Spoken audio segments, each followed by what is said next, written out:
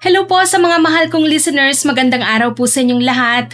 Makakasama nyo na naman po ulit kami, ang Johnny Tandem. Ay po sa inyo. At ako na naman po ulit ang inyong tagapagsalaysay, si Miss Winnie, at ito ang ating kwento.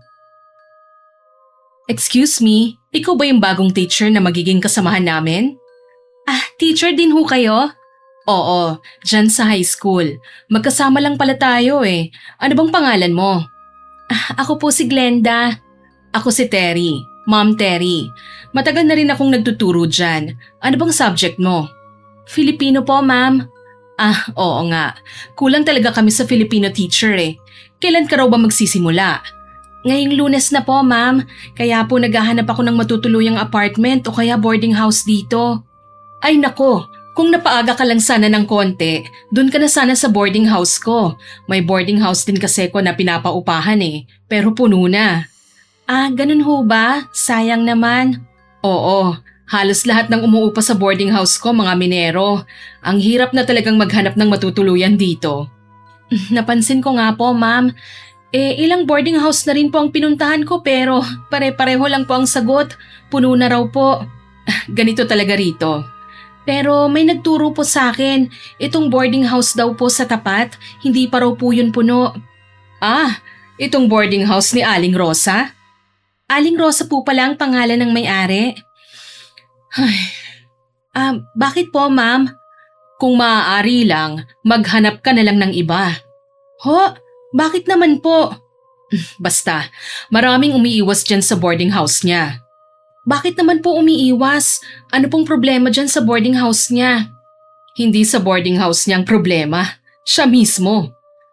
Bakit po, ma'am? Hindi ko alam kung paano ko ipapaliwanag eh. Basta, may kakaiba sa babaeng yon. Paano pong kakaiba? Hindi ko rin naman siya gaanong kinakausap.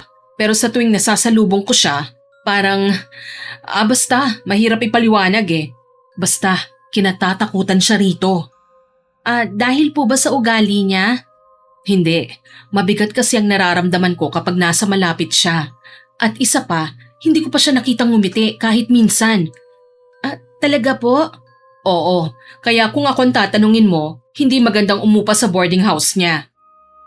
Ganun po ba?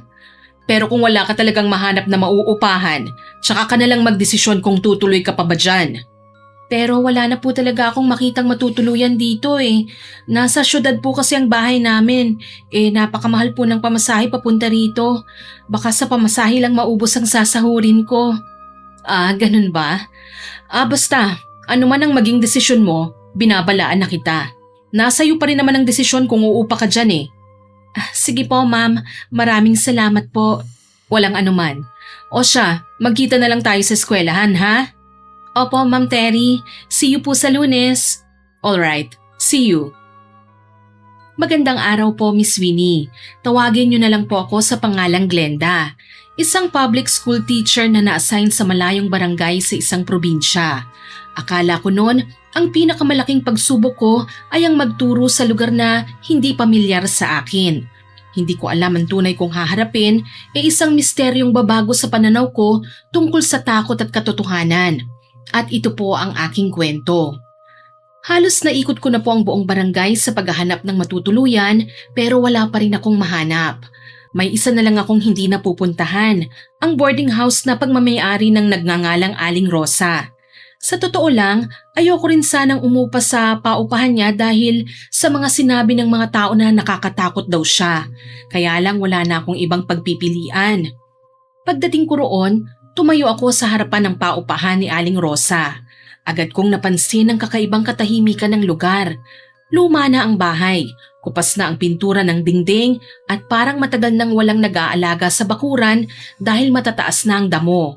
Kahit tirik ang araw, kinilabutan ako dahil sa kakaibang pakiramdam na hindi ko maipaliwanag. Maya-maya ay nakita kong nagbukas ng pinto si Aling Rosa. Nakatayo lang siya roon at seryosong nakatitig sa akin. Kulay itim ang suot niyang bestida at makaluma ang disenyo na nagpataas lalo sa kilabot na nararamdaman ko. Tinignan niya ako na para bang sinusukat ang buo kong pagkatao. Hindi siya nagsasalita, hindi rin kumikilos. Sapat na ang malamig niyang titig para maramdaman kong gusto niya akong ipagtabuyan. Magandang araw po. Mangungupahan ka ba rito? Opo sana eh. 2,000 ang renta kada buwan. Libre na ang tubig. Ang bayad naman sa kuryente. Depende sa gagamitin mong appliances. Sige po.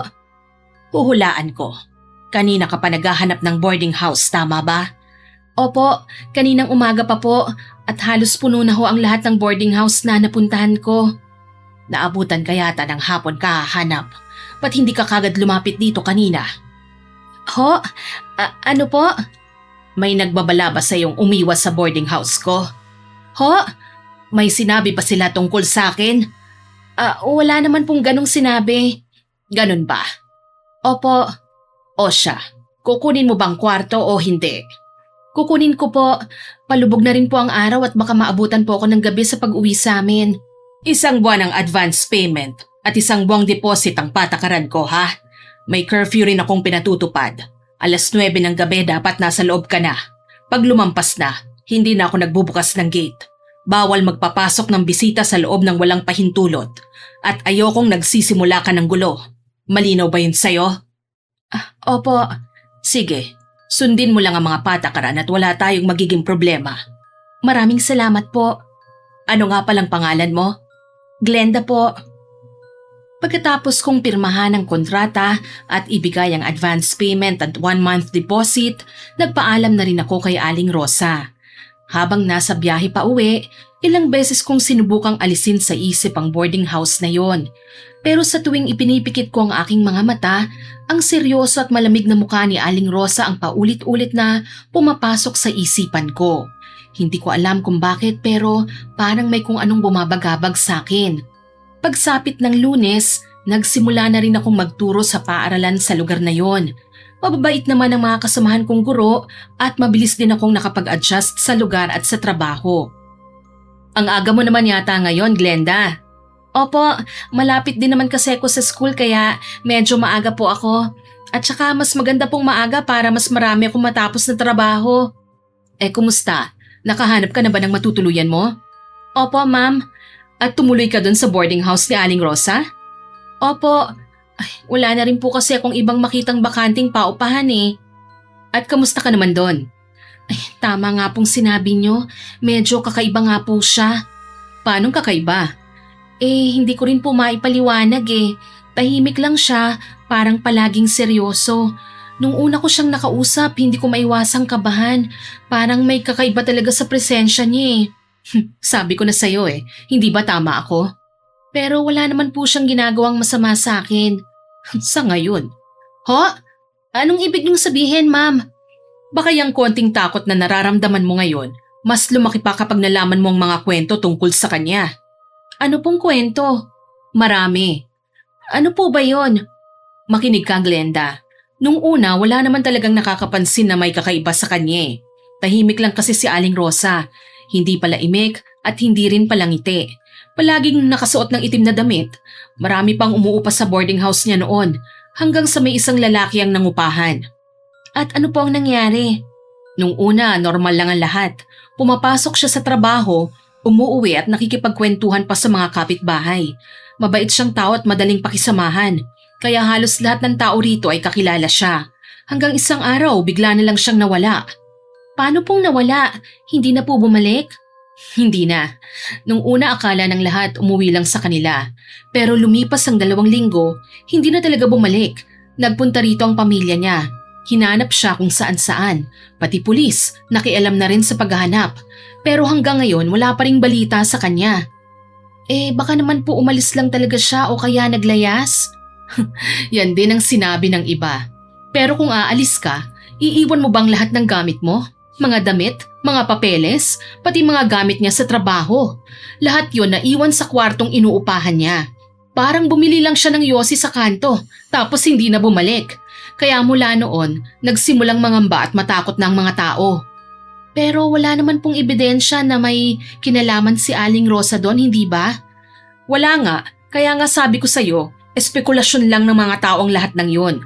Walang nakakaalam kung ano ba talaga ang totoo. Pero may isa pang nangyari, Glenda. At yon ang lalong nagpatibay sa hinala ng marami. Ano po yon? May isa na namang nangupahan sa boarding house niya. Dalaga yon. Parang fresh graduate lang yata at nagtrabaho sa opisina ng minahan. Mabait siya, magalang, tahimik at saka maganda rin. Ano pong nangyari sa kanya? Maayos siyang babae. Masipag, magalang. Madalas ko nga siyang makausap dito sa eskwelahan eh.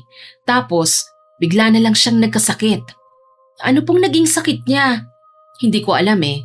Kakaiba yung sakit niya. Sumakit lang ang ulo niya pero habang tumatagal biglang nagkaroon ng mga kati-kati sa katawan hanggang sa nagsugat na kung saan-saan na siya nagpatingin pero mas lalo lang lumala. At hindi na po ba siya gumaling? Hindi na. Umuwi na lang siya sa kanila at ang balita namin ilang linggo lang binawian na ng buhay. Totoo po ba yun? Oo. Kaya nga ang usap-usapan na naman ng mga tao baka binarang daw. Barang? May ganun pa po ba ngayon? Oo naman. Ang sabi pa ng ibang tao, baka si Aling Rosa raw ang may gawa. Pero bakit naman niya gagawin yun? Ang sabi kasi, naiinggit daw si Aling Rosa sa kanya. Ayaw daw niyang may mas magandang babae na nakatira sa boarding house niya. May iba namang nagsasabi na may lahi raw aswang si Aling Rosa. Aswang ho? Yun ang sabi nila. Kasi nagkukwento rin ng mga dati niyang boarders eh. May naririnig daw silang kaluskos mula sa kwarto ni Aling Rosa tuwing gabi. Naniniwala po ba kayo ron, ma'am? Hindi ko alam, Glenda. Hindi ko naman nakita o naranasan ng mga sinasabi nila eh. Ayoko namang magsalita ng bagay na wala akong ebidensya at hindi ko naman ugaling manira ng tao. Pero isang bagay lang ang sigurado ko. Ano po yun? Simula nang mangyari ang dalawang insidenteng yon, wala nang gustong umupa sa boarding house niya. Kung mapapansin mo, ikaw lang ang nakatira doon ngayon, hindi ba? Opo, ako nga lang po ang nangungupahan doon ngayon. Hindi ka ba nagtataka? Pero baka takot lang po ang mga tao sa kanya kasi iba po ang aura niya talaga tsaka laging kulay itim pang sinusuot na damit. Pero Glenda, hindi kita tinatakot ha. Nag-aalala lang ako para sa'yo. Kaya nung nalaman kong doon ka tumutuloy, hindi talaga ako mapakali. Hindi ko na po tuloy alam kung anong iisipin ko. Pero sa totoo lang, wala naman pong ginagawang masama sa akin si Aling Rosa. Tahimik lang po siya at hinahayaan lang naman niya ako. Sana nga at wala siyang gawing masama sa'yo. At saka, baka mga kwento-kwento lang din talaga yon. Baka gawa-gawa lang po ng mga tao dahil sa kakaiba niyang presensya. Sana nga gawa-gawa lang nila yon. Pero Glenda, may kasabihan tayong walang usok kung walang apoy. Hindi ko sinasabing totoo ang lahat ng narinig mo tungkol sa kanya ha. Pero hindi rin basta-basta nabubuo ang ganong klaseng kwento kung walang pinanggagalingan. Opo ma'am, naiintindihan ko naman po. Marami pong salamat sa babala niyo ha. Sige, basta mag-iingat ka ha. Hindi ko alam kung ano pang dapat kong paniwalaan, Miss Winnie. Pagkatapos ng pag-uusap naming yon ni Ma'am Terry, hindi naman ako basta-basta naniniwala sa mga sabi-sabi. Pero hindi ko rin maitatangging naaapektuhan ako sa mga sinabi niya. Sa tuwing maiisip ko si Aling Rosa, bumabalik din sa isip ko ang kwento tungkol sa nawawalang lalaki at sa dalagang bigla na lamang nagkasakit at namatay. Pagsapit ng gabi, maaga akong pumasok sa aking kwarto. Hindi ko na gustong lumabas pa. Habang nagpapahinga, tinawagan ko ang asawa ko para kumustahin ang kalagayan nila ng anak namin. Ang totoo niyan, Miss Winnie, ang 6 na taong gulang kong anak na si Trixie pinanganak na kulang sa buwan. Dahil dito, nagkaroon siya ng developmental delay kaya regular siyang sumasailalim sa occupational therapy upang mas mapaunlad ang kanyang paggalaw at pagkatuto. Malaki ang gasto sa bawat therapy session at nung mga panahong yon, wala pa ako natatanggap na sahod bilang bagong guro. Kaya bawat pisong gagastusin ko talagang pinag-iisipan naming mabuti ng asawa ko. Sige honey, mangutang na lang muna tayo kina Madam Flor. Huwag nating ipagpaliban ng therapy ni Trixie. Kapag nakasahod na ako, babayaran din natin sila. Ilang sandali pa, biglang kumulog at kumidlat. Maya-maya'y bumuhos na ang malakas na ulan. Nagpaalam na rin ako sa asawa ko at binaba ang tawag. Hindi pa man ako nakakahiga, bigla namang nawalan ng kuryente ang buong boarding house. Sa gitna ng katahimikan at dilim, isa-isang bumalik sa isip ko ang lahat ng kwentong ibinahagi sa akin ni Ma'am Terry tungkol kay Aling Rosa hanggang sa may kumatok sa pinto ng kwarto ko. Aling Rosa? Pasensya na kung naistorbo kita. Okay lang po. Nawalan kasi ng kuryente at naisip kong baka wala kang ilaw rito. Oo nga po biglaan po kasi ang pagkawala ng kuryente kaya hindi ako nakapaghanda. Baka magtaka ka kung may marinig kang kaluskos ha. Kapag malakas kasi ang ulan, marami kang maririnig na ingay. Luma na kasi ang bahay na ito. Kapag gumalaw ang mga bintana, dahil lang yun sa hangin ha. Ho? Bakit niyo sinasabi sa akin? Baka kasi matakot ka at isipin mong may multo rito. Tapos tumakbo ka sa labas. Umuulan pa naman. Nga pala, may extrang flashlight ako. Heto gamitin mo muna para may ilaw ka dyan. Wag na po, okay lang po ako. Sigurado ka? Opo, okay lang po. Madilim dito sa boarding house kapag nawawalan ng kuryente. Hindi ka pa sanay. At kapag madilim, minsan, nag-iibang itsura ng mga bagay sa paningin natin, lalo na kapag takot. Kaya mas mabuti nang may ilaw ka. Heto, kunin mo na. Sige po, salamat. Huwag mong kalilimutang ilak ang pinto bago ka matulog. Po? Para sa kaligtasan mo. Hindi natin alam kung ano ang mga susunod na mangyayari. Sige po. Kapag may kailangan ka, kumatok ka lang sa kwarto ko. Sige po. Magpahinga ka na. Mukhang magdamag pa itong ulan at baka bukas pa bumalik ang ilaw. Salamat po. Isinara ko na kagad ang pinto at kinandado ito. Hindi ko maintindihan ang sarili ko Wala namang masamang sinabi o ginawa si Aling Rosa. Sa tingin ko po, Miss Winnie, gusto lang naman niya akong tulungan. Pero habang hawak ko ang flashlight na pinahiram niya, lalo lang akong kinabahan. Bumalik ulit sa isip ko ang lahat ng kwentong narinig ko tungkol sa kanya. Unti-unti na rin pumapasok sa isip ko ang mga bagay na ayaw ko sanang isipin. Paano kung totoo nga ang sinabi ng mga tao?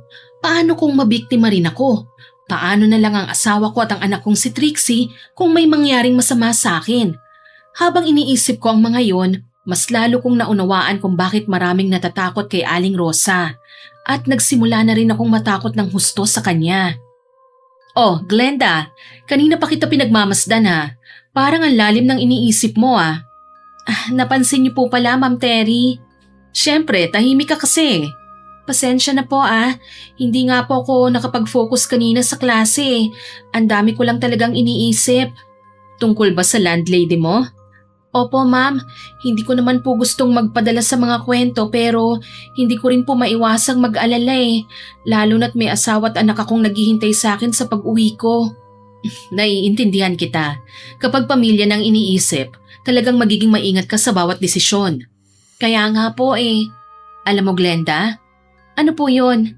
Nagpapagawa ako ngayon ng isang dagdag na kwarto sa boarding house namin. Kung wala namang magiging aberya, baka matatapos yon sa susunod na linggo. Talaga po? Oo, naisip nga kita Kung gusto mo, dun ka nalang lumipat kapag tapos na. Mas kampante rin ako kung alam kong maayos ang tinitirhan mo. Naku, nakakahiya naman po. Ano ka ba? Magkatrabaho tayo. Normal lang na magtulungan tayo. Magkano naman po ang renta? 3,000 kada buwan. Ay, ang mahal naman po yata. Pero kasama na dyan ang tubig at kuryente. At saka may sariling banyo na rin kasi yun kaya medyo may kamahalan. Ang mahal pa rin po Ang taas kasi ng presyo ng mga materyales ngayon At ang mahal pa ng singil ng nakuha naming karpintero. Pero huwag kang mag-alala, bagong gawa naman ang kwarto at medyo may kalakihan din. Magiging komportable ka doon. Pag-iisipan ko po yun, ma'am. Maraming salamat po. Walang problema. Hindi naman kita minamadali. May 1 linggo ka pa bago matapos ang kwarto. Oh, ayun na palang asawa ko Pasensya na, Terry. Medyo natagalan ako.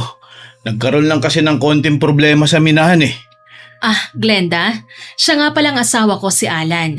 Alan, siya si Glenda. Siya yung kinukwento ko sa'yo. Magandang hapon po, Ma'am Glenda.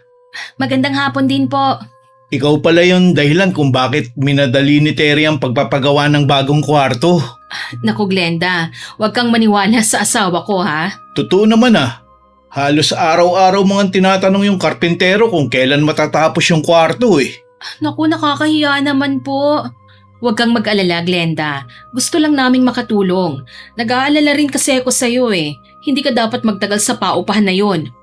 Maraming salamat po talaga, Ma'am Terry. Sige, mauuna na kami ha. May dadaanan pa kasi kami At pag-isipan mo yung sinabi ko ha? Opo, ma'am. Ilang araw na rin ang lumipas mula nang alukin ako ni Ma'am Terry na lumipat sa boarding house nila. Pero hindi pa rin po ako nakakapagpasya, Miss Winnie. Sa totoo lang, gusto ko sana. Mas panatag ang loob ko kung lilipat ako doon. Pero iniisip ko rin po ang gastusin namin sa pang-araw-araw na buhay. Isang hapon, may dumating na bagong boarder si Aling Rosa. Isang lalaking nasa 30 anyos na. Tahimik lang siya at halos hindi ko rin nakakausap.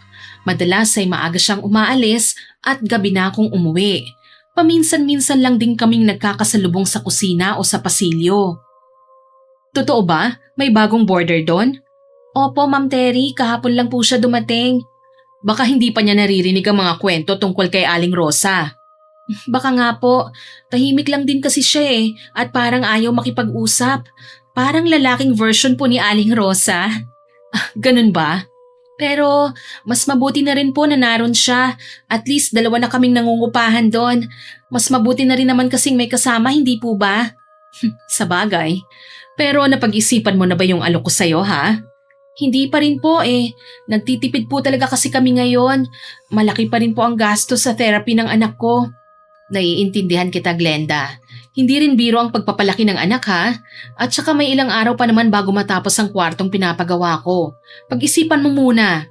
Opo, maraming salamat po, ma'am. Kinagabihan, bigla akong nagising. Hindi ko alam kung anong oras na noon pero tahimik ang buong boarding house. Pero pakiramdam ko, parang may kung anong gumising sa akin. Napabangon ako dahil hindi ko pala naisara ang kurtina sa bintana ng kwarto ko. Tumayo ako para isara ito pero napatigil ako nang makita si Aling Rosa na nakatayo sa gitna ng bakuran. Hindi siya gumagalaw at hindi rin siya lumilingon. Tahimik lang siyang parang nakatingin sa kawalan. Maya-maya ibinaling niya ang ulo papunta sa direksyon ko. Napaatras ako at mabilis kong isinara ang kurtina. Halos hindi na ako makahinga sa kaba. Hindi ko na muling sinilip kung naroon pa siya at pinilit ko na lang na bumalik sa pagtulog. Kinabukasan, wala nang lalaking boarder. Hindi ko siya nakita sa almusal at hindi ko rin siya nakita buong maghapon. Nang sumapit ang gabi, hindi pa rin siya bumabalik. Gusto ko sanang tanungin si Aling Rose. Pero sa tuwing makikita ko siya, naaalala ko ang nakita kong pagtayo niya sa gitna ng bakuran at saka natatakot akong baka kung may ano siyang gawin sa akin. Ma'am Terry? Glenda? Anong nangyari sa'yo? Parang namumutla ka yata. Ma'am, lilipat na po ako sa paupahan niyo. Bakit? May nangyari ba? Nung isang gabi po kasi nagising ako. Nakita ko si Aling Rosa. Mag-isa siyang nakatayo sa gitna ng bakuran. Hindi po siya gumagalaw Nakatayo lang siya doon. Tapos kinabukasan, wala na po yung isa naming boarder. Hindi ko na po siya nakikita. Hindi na po siya bumalik. Ay, Diyos ko, totoo ba yan? Hindi ko nga po alam kung nagkataon lang ba pero natatakot na po talaga ako. Kanina nga, yan din ang pinag-uusapan ng mga tao sa palengke. Ano pong sabi nila? Magdamag daw na tumatahol ang mga aso nung isang gabi. May nagsabi pang may nakakita raw na may naglalakad sa paligid ng boarding house na tinutuluyan mo. Hindi ko alam kung totoo pero sa sinabi mo parang totoo nga. Ma'am Terry, ayoko pong mawala na lang basta. May anak po akong naghihintay sa akin Titiisin ko na lang po kahit may kamahalan ng renta nyo. Gusto kong maging kampante ako at hindi nag-aalala. Huwag kang mag-alala. Ilang araw na lang at matatapos na ang kwarto. Magtiis ka na lang muna ng konti, ha? Pagkatapos nun, lumipat ka na kagad sa akin, ha? Sige po, Ma'am Terry. Maraming salamat po talaga. Naging buo na ang pasya ko, Miss Winnie. Pinili kong lumipat na sa boarding house ni Ma'am Terry. Para sa akin, mas mabuti nang gumastos ng mas malaki kaysa araw-araw na nabubuhay ako sa takot at pag-aalala. Isang hapon, pauwi na sana ako sa aking silid nang mapansin kong bahagyang nakabukas ang pinto ng kwarto ni Aling Rosa. Napatingin ako sa loob, pero picture frame na nakapatong sa mesa ang nakatawag ng pansin ko. Lumapit ako para tignan yon. Pagtingin ko sa larawan, halos hindi ako makapaniwala. Si Aling Rosa pala yun.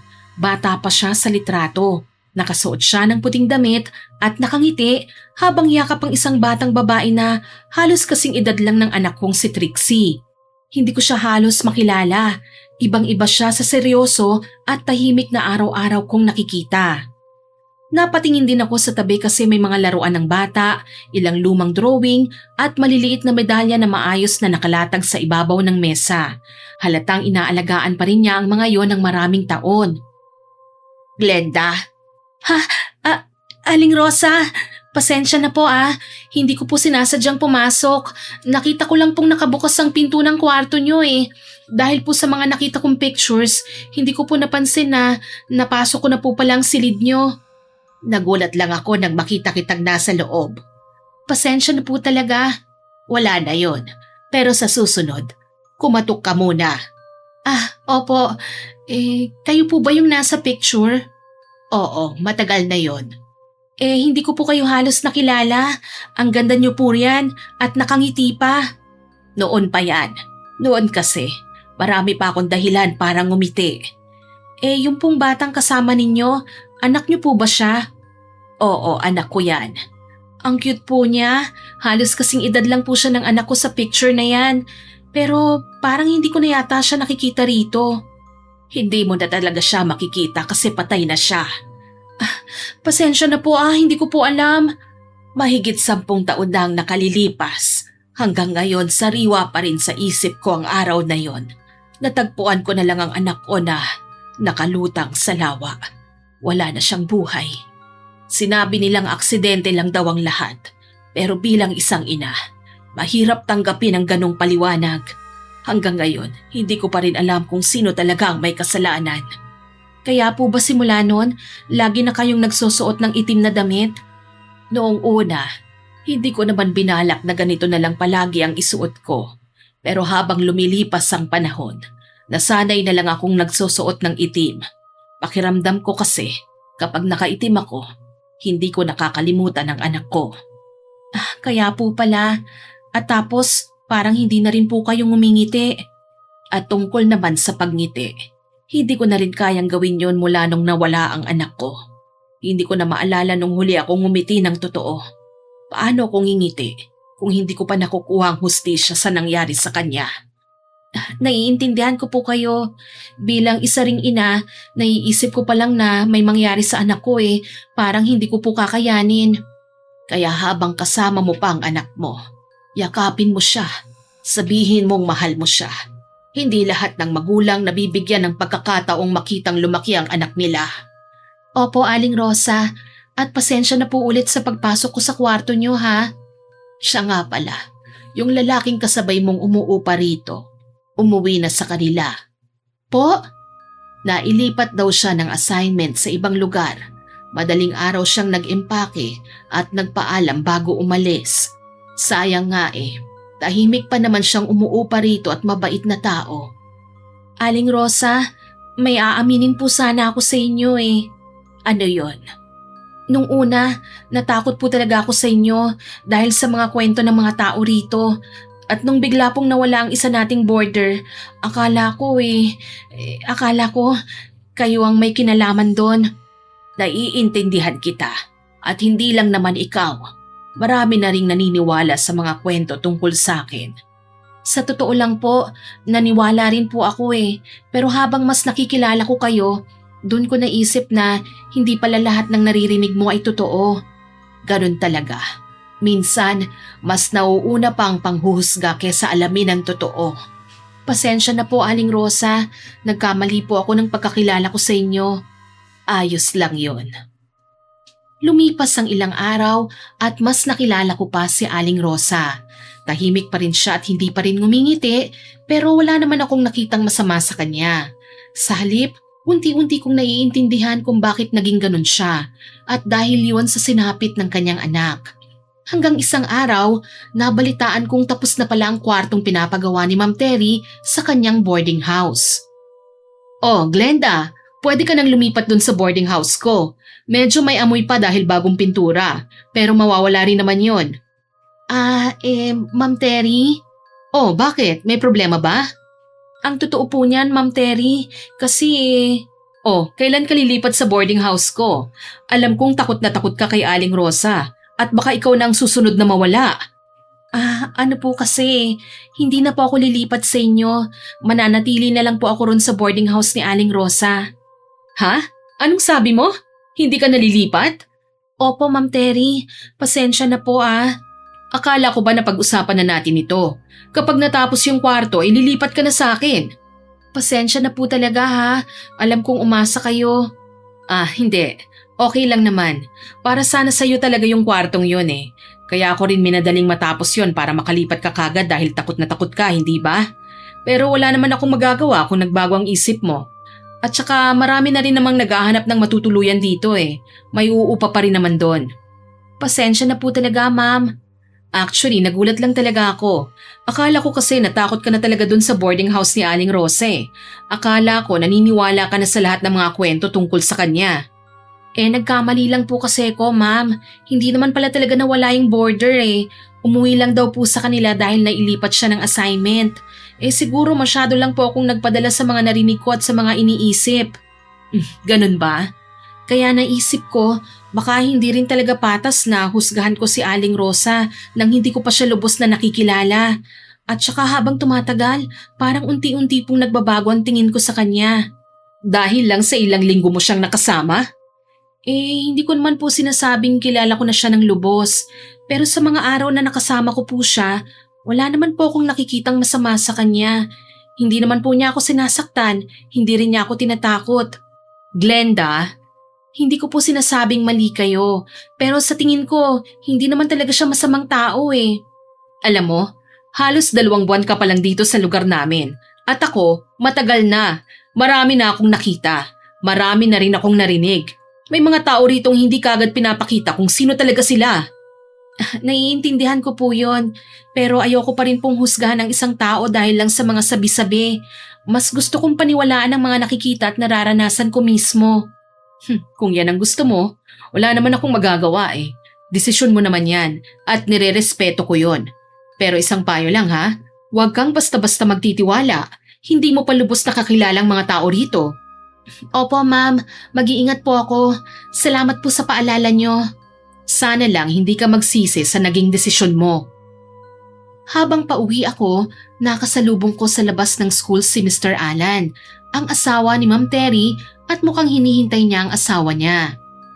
Magandang hapon, Ma'am Glenda. Magandang hapon din po. Kayo po yung asawa ni Ma'am Terry, hindi po ba? Ay, oo. Hinihintay ko siya eh. Nagliligpit na po yata siya ng mga gamit. Palabas na po siguro yon. Sige. Salamat, Mama. Kumusta naman po kayo? Naka-adjust na po ba kayo rito? Opo, at saka mababait din naman po ang mga tao rito eh. Ay, mabuti naman. Ma'am, pwede po ba akong magtanong? Ano po yon? Si Terry, kumusta naman po siya sa school? Okay naman po. Napakabait nga po niya eh. Malaki po ang naitulong niya sa akin simula nang dumating ako rito. Ganun ba? Wala po ba kayong mga napapansin na kakaiba sa kanya? Ha? Wala naman po. Bakit niyo po naitanong? Wala naman. Pasensya na. Huwag mo na nang pansinin ang tanong ko sa'yo, ma'am, ha? May problema po ba? Minsan lang kasi, marami ring iniisip ang asawa ko eh. Kaya kung sakaling may mapansin kayong kakaiba sa ugali niya, sana unawain niyo na lang po siya, ha? Sige po. Mabuti naman siyang tao. Marami lang talaga siyang pinagdaanan. Sige po. Mauna na po ako ha. Palabas na rin po si Ma'am Terry niyan. Ay, sige po ma'am. Mag-iingat po kayo sa pag-uwi ha. Hindi ko maintindihan kung bakit gano'n ang mga sinabi ni Mr. Alan tungkol sa kanyang asawa, Miss Winnie.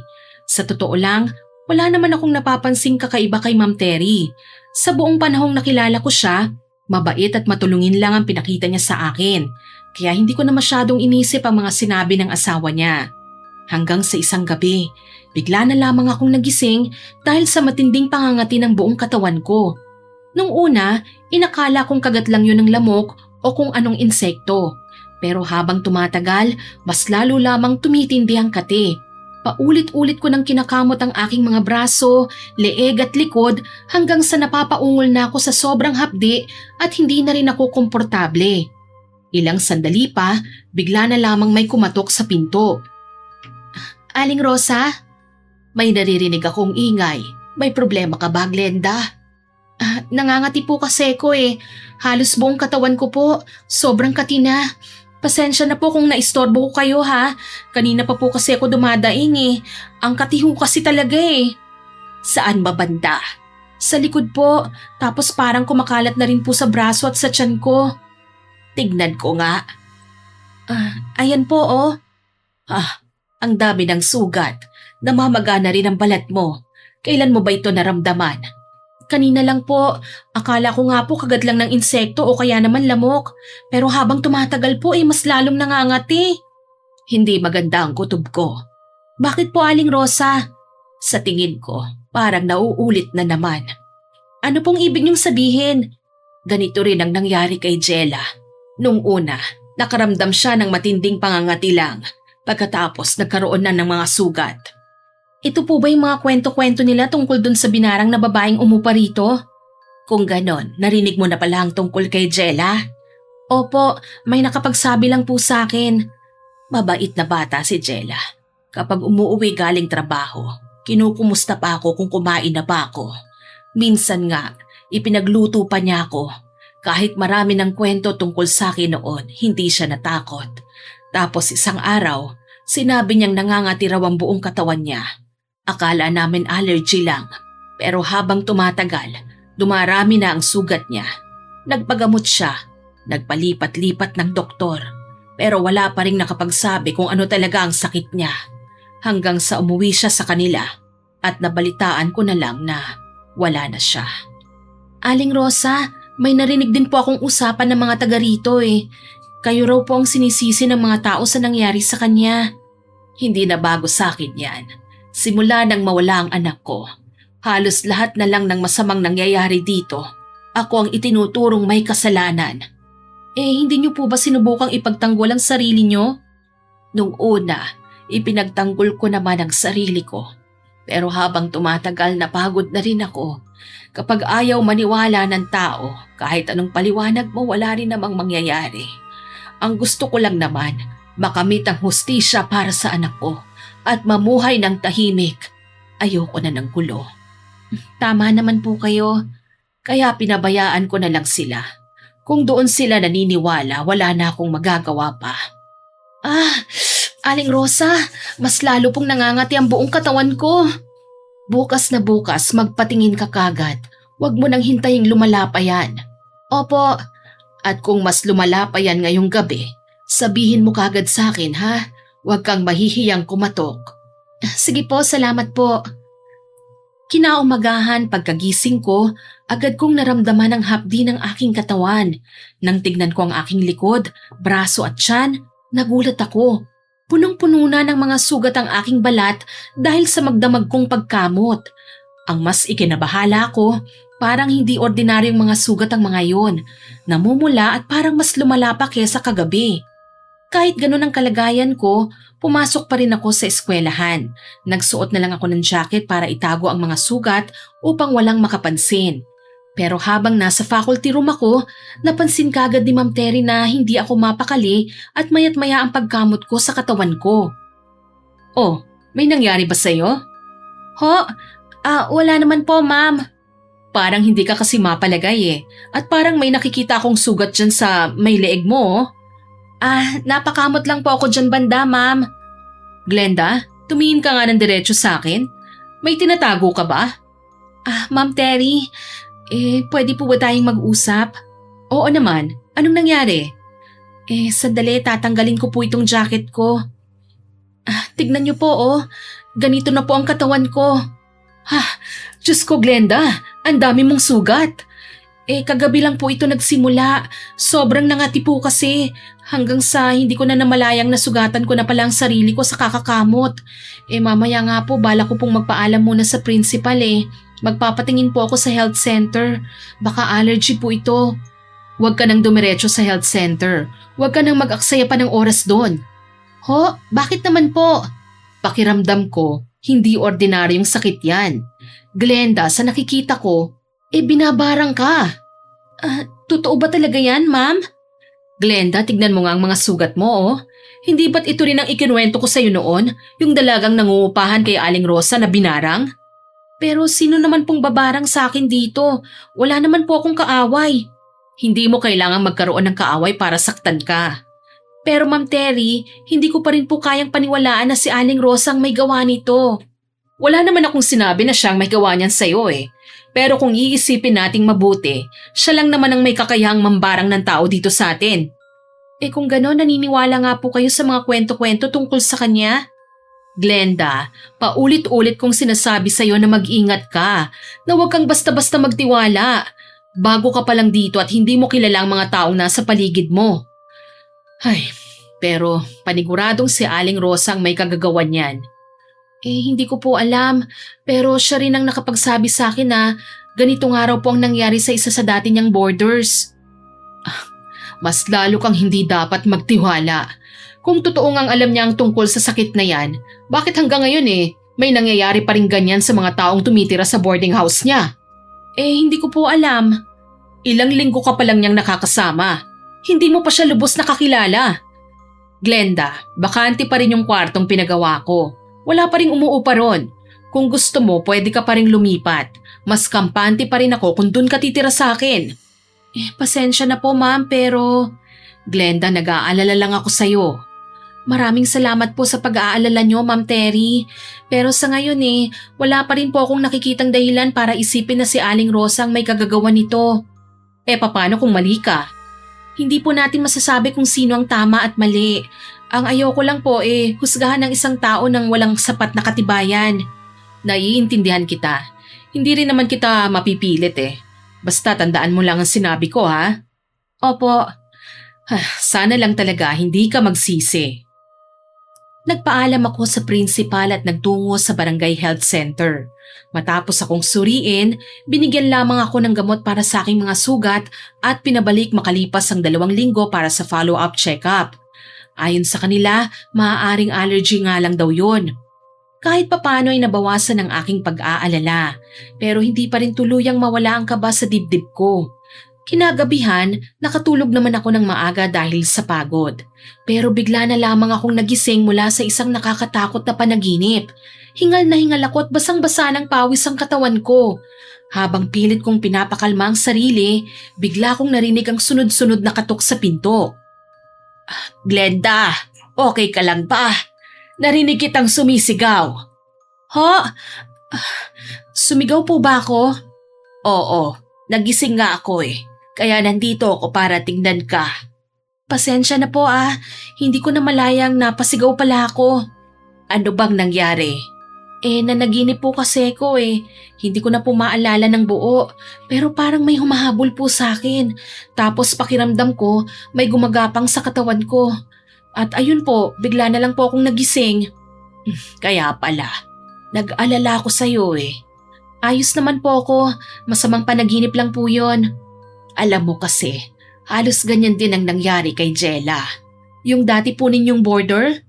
Oo, ilang araw bago siya tuluyang lumala. Madalas na rin siyang magising sa kalagitnaan ng gabi.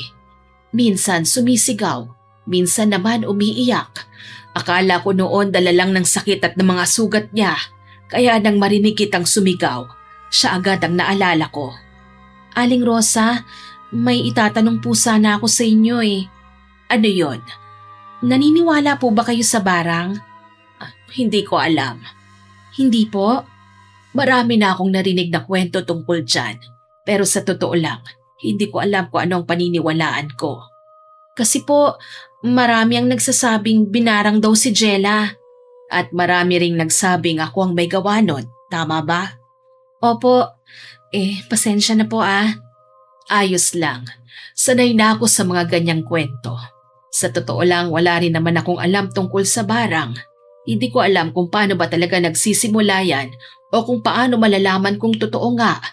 Kaya hindi rin ako basta naniniwala. O sige na, magpahinga ka na. Baka lalo ka pang mapagod bukas. Opo, salamat po Aling Rosa. Hindi na ako mapakali sa mga nangyayari sa katawan ko. Habang tumatagal, mas lalo akong kinakabahan, Miss Winnie. Hindi ko alam kung simpleng sakit lang ba yon o mas may malalim pang dahilan. At dahil dito, nagpa siya akong magtungo sa isang albularyo na kilala sa lugar namin. Nagpatawas ako at ikinuwento ang lahat ng nangyayari sa akin. Mas lalo akong kinabahan nang sabihin niyang may taong gumagawa ng masama sa akin at malapit lang daw yon sa akin. Ayon pa sa kanya, madalas ko raw makita at makasalamuha. Binigyan niya ako ng mga gamot para sa pangangati at sa mga sugat ko. Makalipas ang ilang araw, napansin kong unti-unti nang natutuyo ang ilan sa mga sugat ko. Hindi pa man tuluyang gumagaling ang mga ito, pero kahit papano nabawasan na ang aking pag-aalala. Napansin naman ni Ma'am Terry na bumubuti na ang aking kalagayan, kaya naman kinausap niya ako. Glenda, parang gumagaling na yata ang mga sugat mo ah. Oo nga po ma'am, nagpagamot po kasi ko eh. Doon ba sa health center? Ay hindi po, ang totoo po niyan lumapit po ako sa isang albularyo. Talaga ba? Opo, at ang sabi niya sa akin, binarang nga raw po talaga ako. Hindi nga ako kagad naniwala eh, pero parang mahirap na ring baliwalain ang lahat ng nangyayari. Ano pang sinabi niya? Ayon po sa albularyo, ang taong may kagagawa nito sa akin hindi raw malayo. Lagi ko raw po siyang nakikita, nakakausap at nakakasalamuha. Nung una ayoko pong maniwala pero habang lumilipas sa mga araw, parang iisa lang po ang tinuturo ng lahat ng nangyayari. Si Aling Rosa. Hindi ko po alam. Pero siyang pumapasok sa isipan mo, hindi ba? Hindi ko na po alam kung anong paniniwalaan ko, Ma'am Terry Glenda, ang dami nang nagbabala sa'yo. Hindi lang ako. Ilang kwento na bang narinig mo tungkol kay Aling Rosa? Tapos ngayon, ikaw na mismo ang nakakaranas ng nangyari noon sa dati niyang border. Kaya nga po nalilito na ako Parang may sumpa o masamang pangitain dyan sa boarding house niya. Mas mabuti pang lumipat ka na sa boarding house ko. Hindi naman po ganun yun kadali. Nakatira pa rin po ako ron at wala pa rin po tayong ebidensya na siya nga ang gumawa nun sa akin. Minsan, hindi mo na kailangang hintaying magkaroon ng ebidensya bago umiwas sa panganib. Sa totoo lang po ma'am, gulong-gulo na po ang isipan ko Gusto ko pa rin paniwalaang nagkataon lang ang lahat at wala talagang kinalaman si Aling Rosa. Pero kung bumalik po ulit ang mga sugat na yon o may mangyari na namang kakaiba sa akin, baka mapilitan na rin po akong mag-isip ng iba. Sana hindi ka umabot sa ganon. Sana nga po. Sa kabila ng lahat ng mga nangyayari sa akin, mabuti pa rin naman ang pakikitungo ni Aling Rosa. Madalas niya akong kumustahin at tanungin kung bumubuti ba ang pakiramdam ko. Pero habang gumagaling ang aking mga sugat, mas mabilis namang kumakalat ang mga balita sa buong barangay. Marami ang nagsasabing binarang daw ako ni Aling Rosa kahit wala pang nakakapagpatunay nito. Mas lalo tuloy dumami ang mga taong natatakot sa kanya. May ilan ding lumapit sa akin at nagtatanong kung bakit hindi pa raw ako lumilipat ng tirahan. Hindi raw ba ako natatakot na baka ako nang sumunod sa mga dating borders niya? Sa bawat tanong na naririnig ko, mas lalo lamang po akong nalilito kung sino ba talaga ang dapat kong paniwalaan, Miss Winnie. Hanggang sa isang araw, bigla na naman akong nakaramdam ng matinding pangangati sa katawan. Nung una, sinubukan kong baliwalain yon. Pero hindi nagtagal, bumalik na naman ang mga sugat. Bumalik na naman ang takot ko. Hindi ko na alam kung anong dapat kong isipin at kung sino ang dapat kong paniwalaan. Kaya naman agad akong nagtungo kay Ma'am Terry upang humingi ng tulong. Ma'am Terry, bumalik na naman po. Bumalik na naman po ang mga sugat ko at sobrang kati na naman ang buong katawan ko. Diyos ko, Glenda, ano bang nangyayari sa'yo? Takot na po ako, ma'am. Ayoko pong mamatay. Ayoko pong may mangyari sa akin. Huwag kang magsalita ng ganyan. Paano po kung hindi na ako gumaling? Paano na lang po ang anak ko?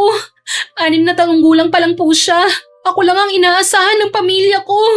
Kumalma ka muna. Huminga ka ng malalim. Paano po ako kakalma? Nagpagamot na ako sa health center. Nagpagamot na rin po ako sa albularyo. Akala ko gumaling na ako pero bakit bumalik na naman?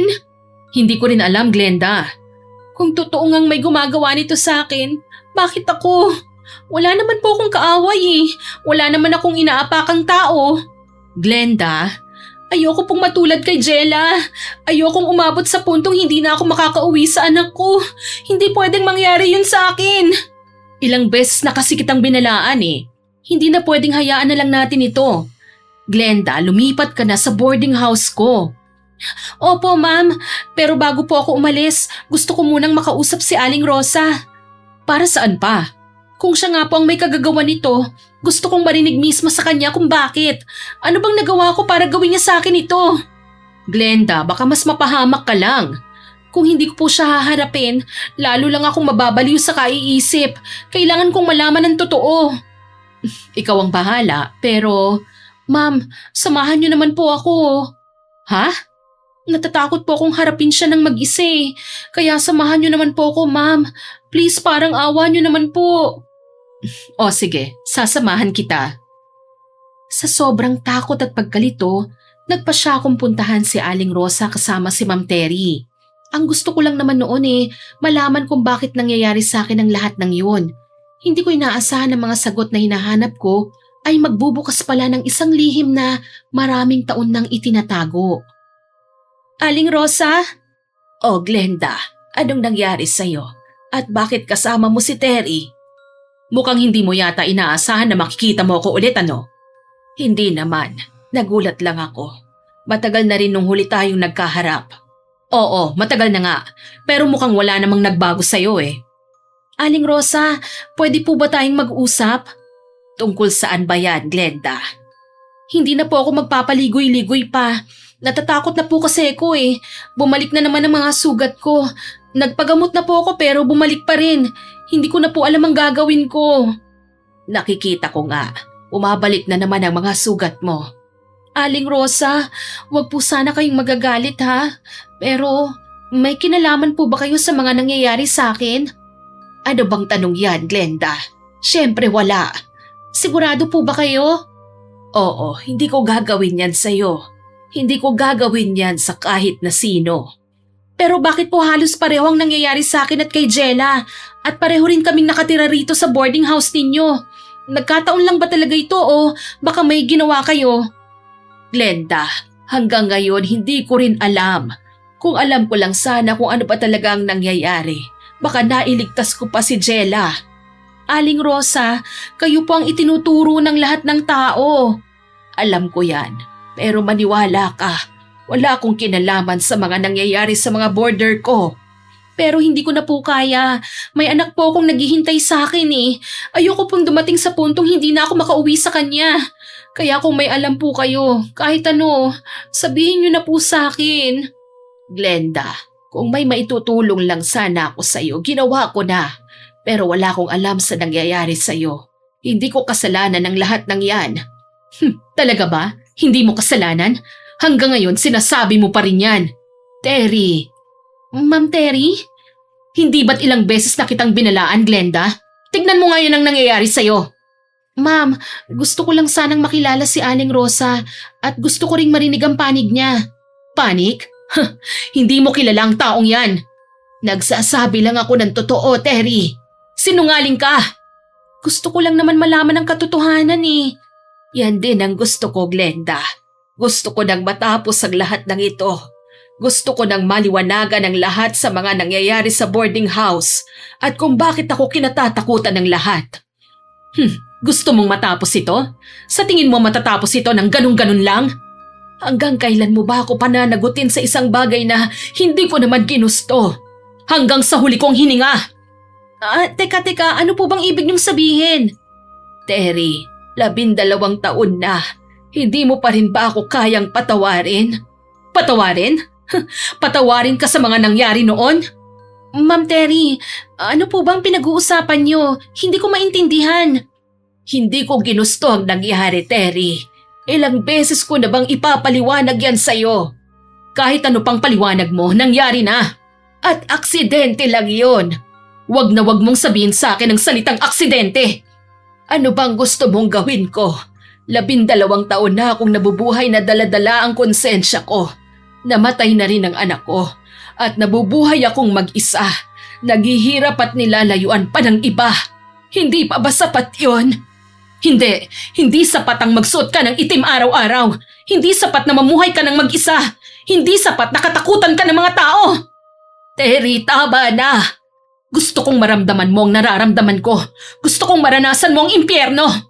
Makinig kang mabuti, Rosa. Hanggat nabubuhay ako, hindi kita hahayaang mamuhay ng payapa. Hindi kita hahayaang maging masaya. Hindi kita hahayaang makalimutan ang ginawa mo. Dahil araw-araw kong ipapaalala sa'yo kung ano ang nawala sa akin. Ma'am Terry, ano po bang ibig niyong sabihin? Nang dahil sa kanya, namatay ang anak ko. May anak po kayo, Ma'am Terry? Tayo na, Glenda. Huwag mo nang kausapin ang mamamatay taong yan. Halos wala akong naiintindihan sa mga narinig ko, Miss Winnie. Imbis malinawan, mas lalo lamang akong nalito. Sino ba talaga si Aling Rosa? Ano ang nangyari sa kanila ni Ma'am Terry? At bakit ganun na lamang ang galit na daladala niya hanggang ngayon?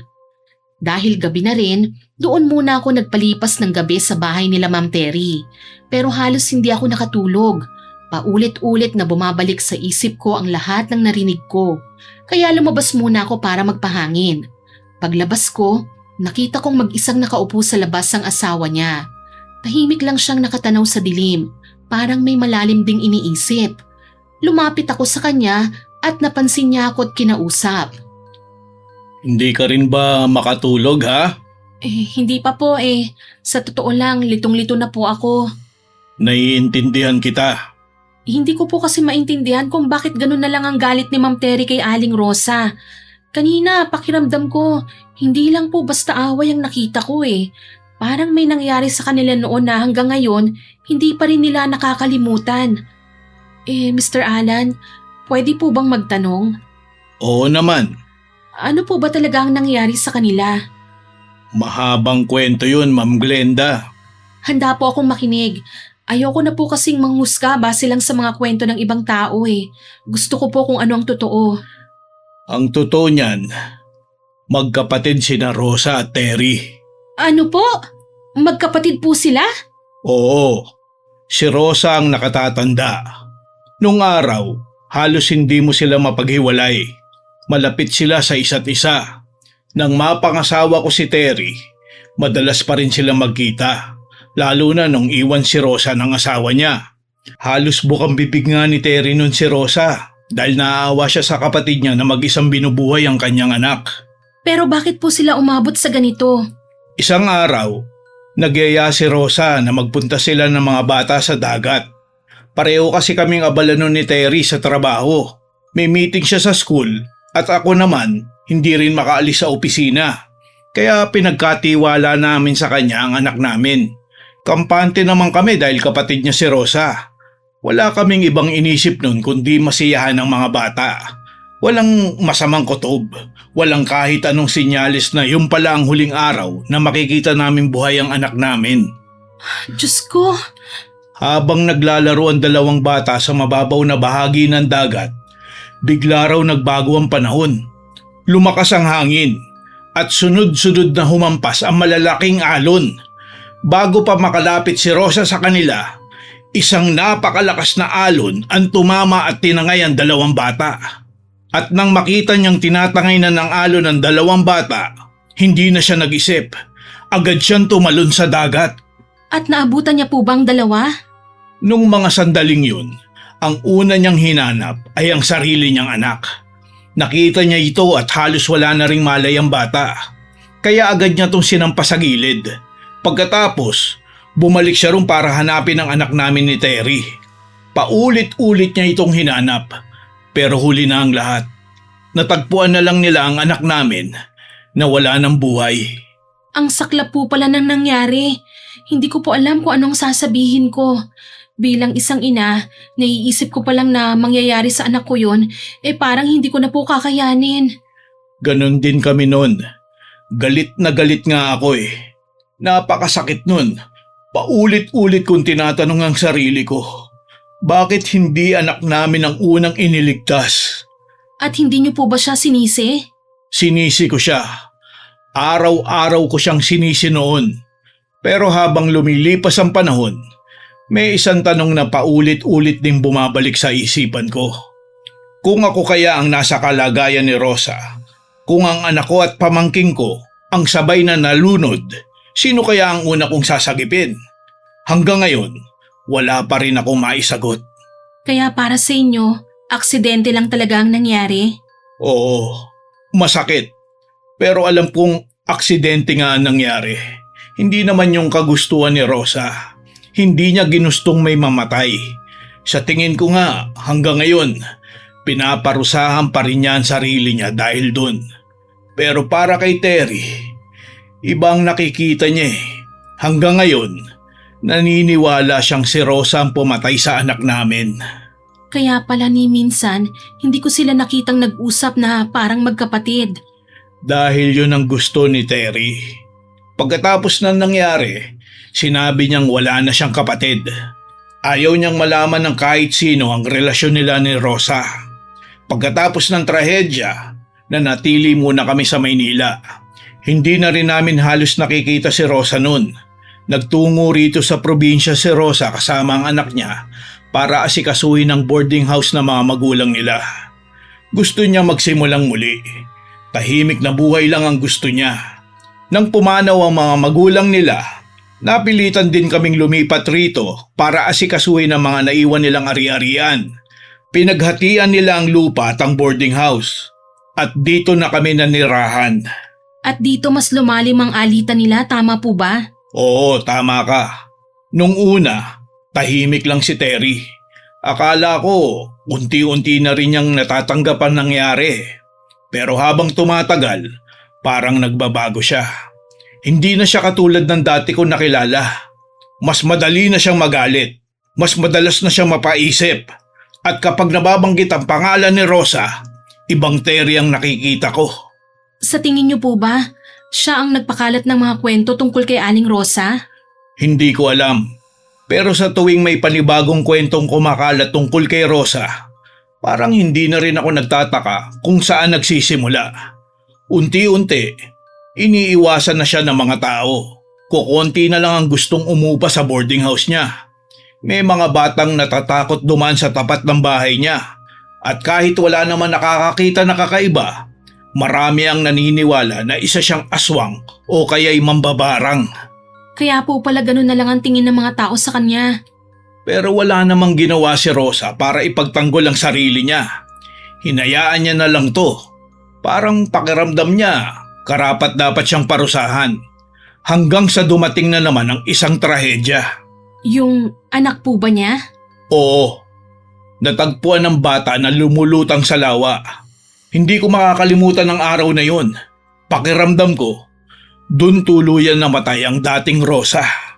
Naikwento nga po niya yun sa akin at yun ang dahilan kung bakit hindi na siya ngumingiti at nakasuot na rin ng itim halos araw-araw. Oo, pero ang mas kinabahala ko ay si Terry. Hindi siya nakiramay kay Rosa, ni hindi rin siya pumunta sa burol. At masakit mang sabihin, parang wala akong nakitang lungkot sa kanya. Parang hindi na ako mabibigla kung may kinalaman siya sa pagkamatay ng anak ni Rosa. Hindi ko na kasi kilala ang asawa ko noong mga panahong yun. Diyos ko. Simula nun, mas lalo pang kumalat ang napakaraming kwento tungkol kay Rosa. May nagsasabing isinumpa raw ang pamilya niya. May nagsasabing may kababalaghan sa boarding house niya at may kinain na raw siyang tao. Hanggang sa wala nang gustong lumapit sa kanya. Samantalang ang totoo, isa lang pala siyang inang nawalan din ng anak. Oo, at sa tingin ko, yun ang pinakamasakit. Hindi lang siya nawalan ng anak. Nawalan din siya ng kapatid. Nawalan ng mga kaibigan. Nawalan ng tiwala ang mga taong nakapaligid sa kanya. Mr. Alan, hindi ko alam kung si Ma'am Terry nga ba ang nagpapakalat ng lahat ng yun. Hindi ko rin alam kung may kinalaman siya sa pagkamatay ng anak ni Aling Rosa. At ayoko rin bastang maniwala sa mga hinala. Dahil yun din ang dahilan kung bakit hinuhusgahan siya ng lahat eh. Sa totoo lang, nagkamali rin po ako. Hinusgahan ko siya bago ko siya lubos na nakilala. Kapag gumaling ako, hahanapin ko po kung sino talagang may kagagawa ng mga nangyari sa akin at sa mga kababalaghan sa boarding house ni Aling Rosa. Pero hindi lang yon. Gusto ko rin pong malaman ng mga tao kung sino talaga si Aling Rosa. Hindi ang Rosa na nabuo dahil sa mga chismis, kundi ang Aling Rosa na nakilala ko. At kung may pag-asa pa, susubukan kong pag-ayusin silang magkapatid. Hindi ko alam kung mapapatawad pa nila ang isa't isa. Pero ayoko pong puro galit ang maging wakas ng kwento nila. Sana nga, Ma'am Glenda. Hindi pa huli ang lahat. At kung may tao mang makakapaglapit muli kina Rosa at Terry, sana ikaw nga yun. Matapos ang pag-uusap namin ni Mr. Alan, hindi na nawala sa isip ko ang lahat ng nalaman ko.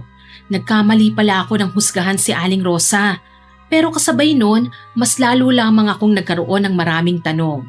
Dahil sa aking kalagayan, nag-file muna ako ng sick leave at umuwi sa aming bahay.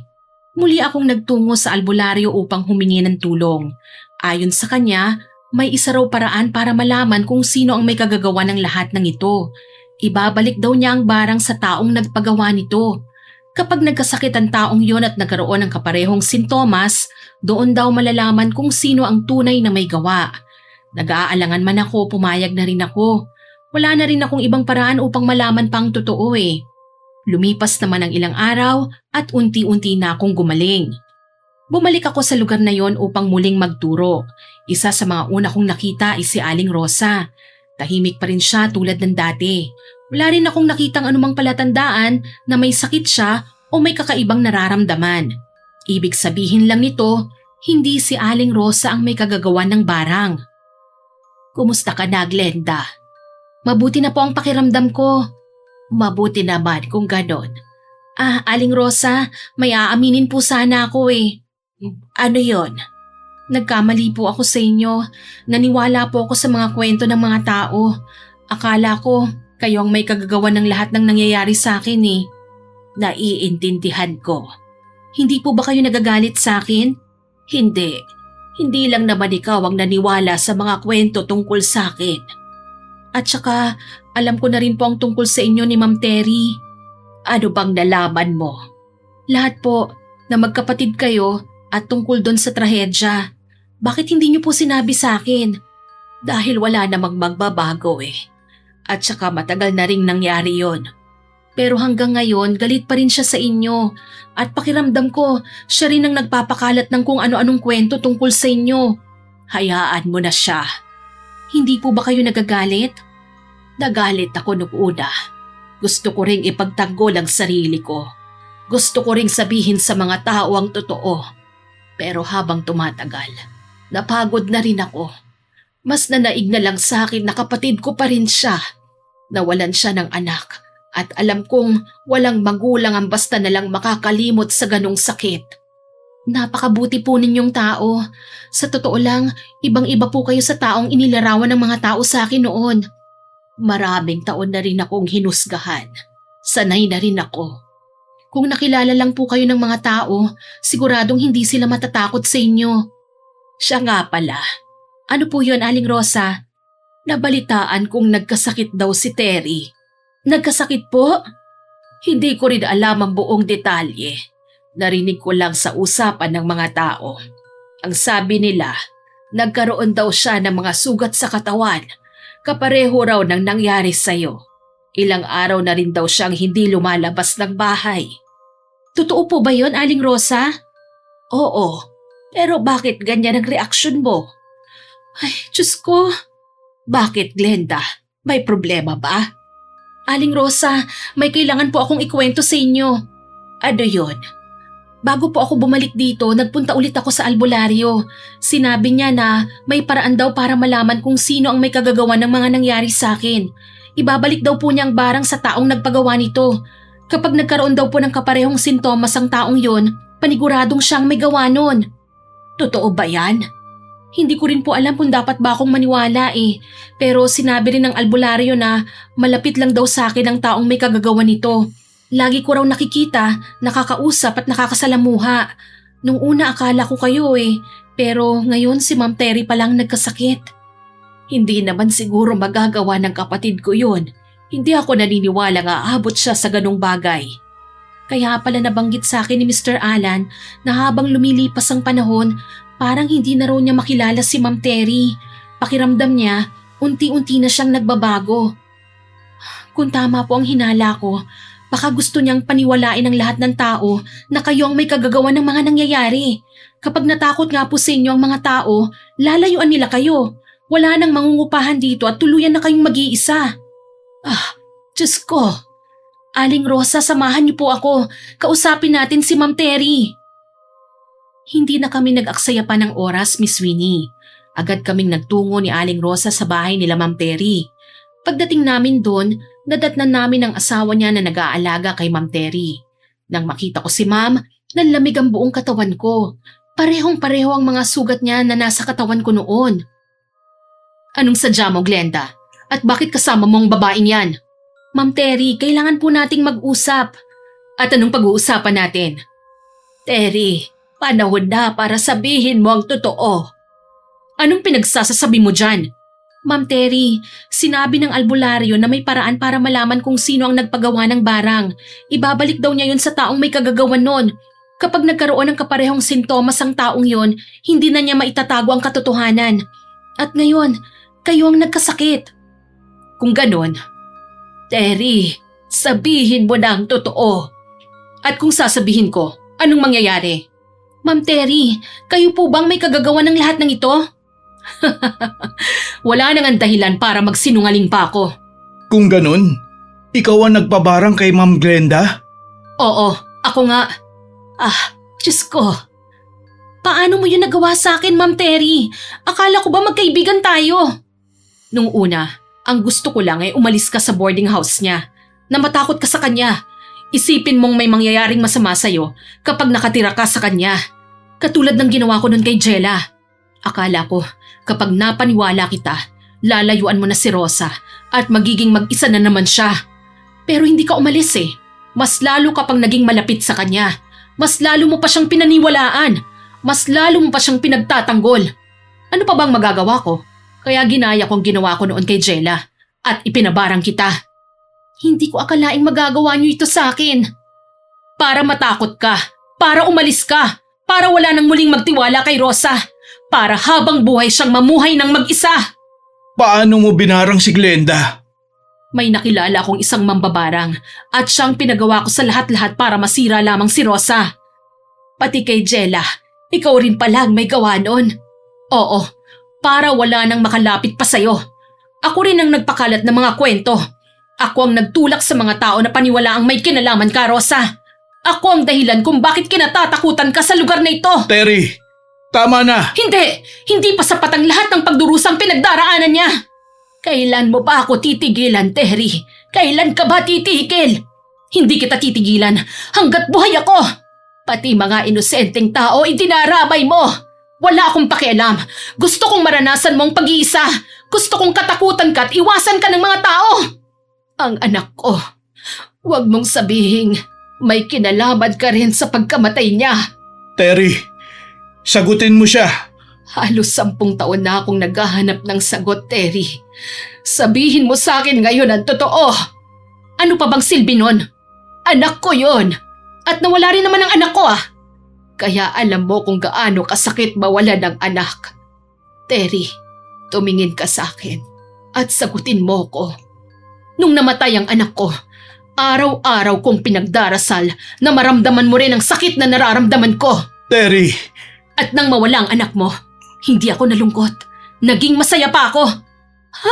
Diyos ko. Wala na akong pakialam kung anong isipin niyo. Pagod na ako. Pagod na ako. Pumasok si Ma'am Terry sa kanyang kwarto at hindi na kami kinausap. Wala na rin kaming nasabi pa ni Aling Rosa. Pareho kaming natulala sa mga nalaman namin. Sa totoo lang, Miss Winnie, hindi ko alam kung anong mas nakakagulat sa mga oras na yun eh. Ang pag-amin ba ni Ma'am Terry sa lahat ng kanyang ginawa o ang posibilidad na may kinalaman nga siya sa pagkamatay ng anak ni Aling Rosa.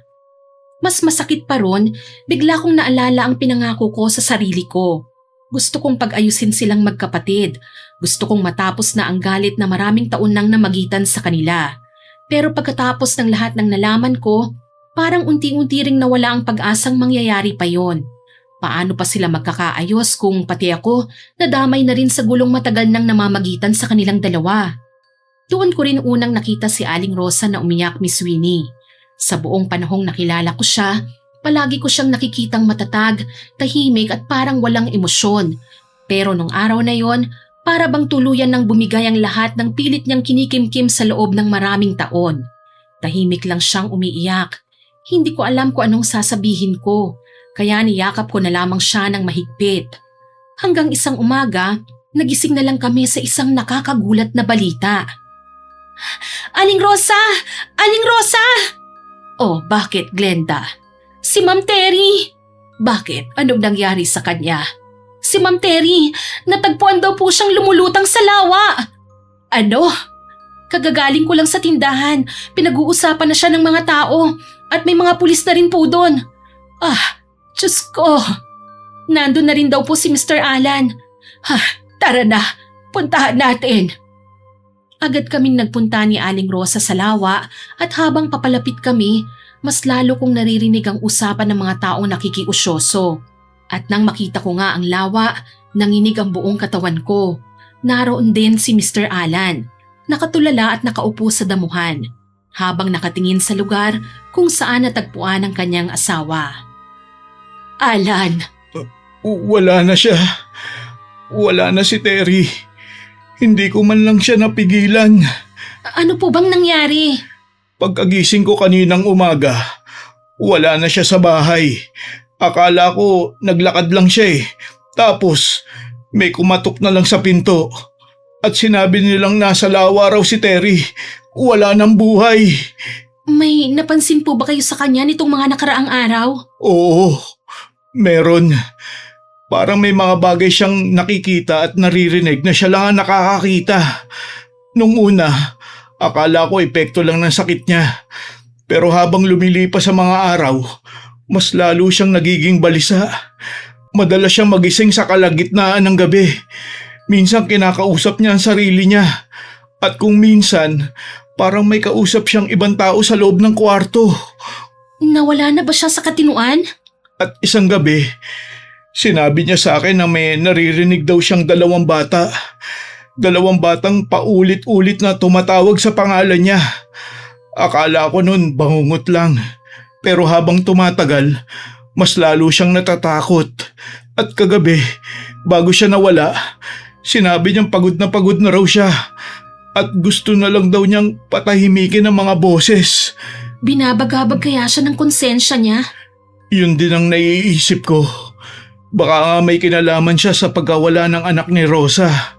At saka, sa lahat din ng mga ginawa niya, baka nga ginugulo na siya ng kanyang konsensya. Hindi ko alam kung anong gagawin ko. Hindi ko alam kung anong dapat kong maramdaman. Isang trahedya lang ang nangyari, Miss Winnie.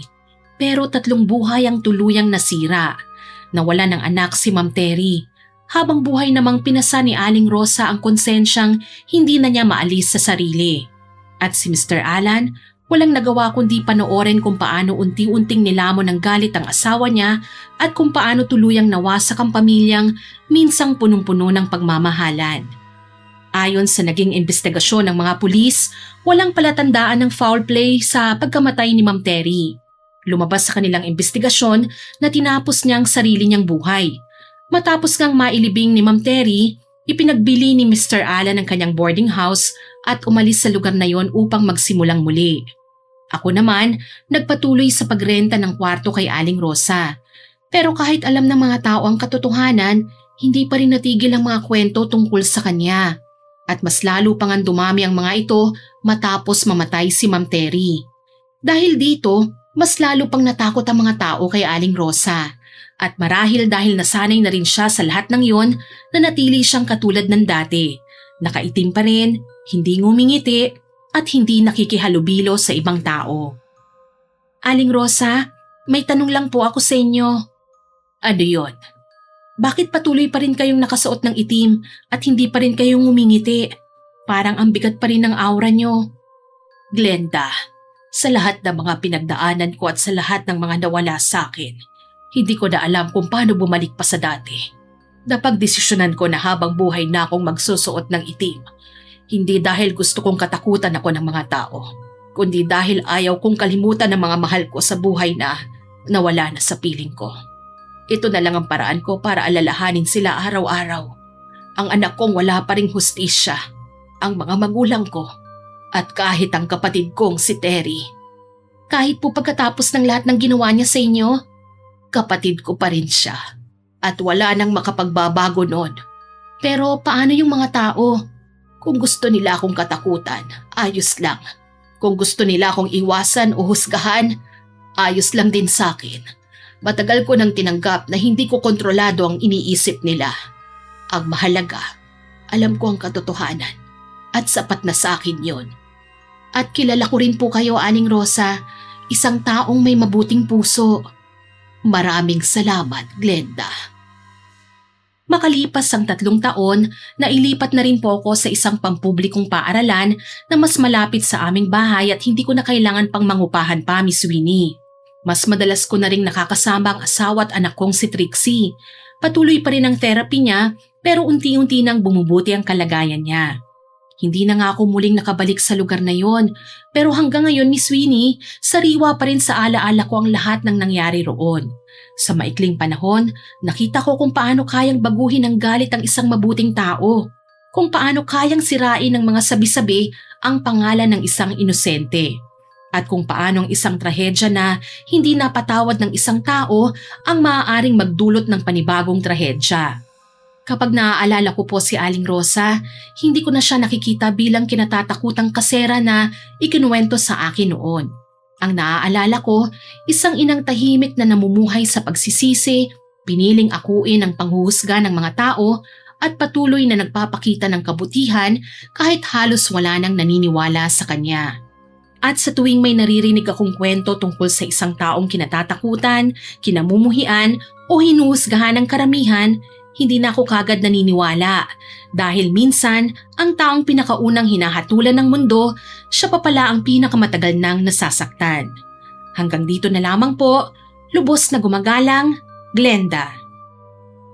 Sana po nagustuhan niyo ang ibinahagi naming kwento sa inyo ngayon. Pero bago ko po tapusin ito, hindi ito makukumpleto nang walang shoutout sa masusugid nating listeners. Siyempre, Shoutout po kay Griselda Dilantes, kay Lara Herrera Meneses at sa pamilya niya, kay Laling from Singapore, kay Gabe Tanyo, at kay Maria Socorro Tanga na nag-comment po sa Chismosa na Kasambahay upload. All caps lock pa po ang font niya. Ang sabi po niya, sobrang gaganda at puno ng magagandang aral ang mga kwento niyo, Miss Winnie. Thank you po, Ma'am, at nagustuhan niyo po ang mga stories namin na binabahagi namin sa inyo. Yun po talaga ang pangunahing goal namin eh. Tama. Yung makakapulot kayo ng aral sa bawat kwentong ibinabahagi namin sa mga listeners namin. Salamat po sa comment niyong yan. Maraming salamat din po sa lahat ng nakinig at nagkomento sa mga nauna naming upload. Abangan niyo pa po sana mga susunod naming upload ha. At huwag kalilimutang mag-subscribe, mag-like, mag-share at mag-comment sa mga stories namin. Para po mabilis niyong makita kung may bago kaming upload, pindutin niyo lang po ang notification bell para lagi kayong updated at notified. Asahan ko pa rin po ang inyong suporta ha. Ang goal po talaga namin, ma-reach namin ng more than 100k subscribers. Tama. Kaya sana po tulungan niyo kami. Yes. At hindi namin marireach yun kung wala ang tulong ninyo. Muli, ako po si Miss Winnie at kasama ko pa rin po si Sir John. Mabuhay ang Team Johnny! Nagpapasalamat po kami sa inyong walang sawang pakikinig at pagsuporta. God bless po sa ating lahat. Bye! Bye!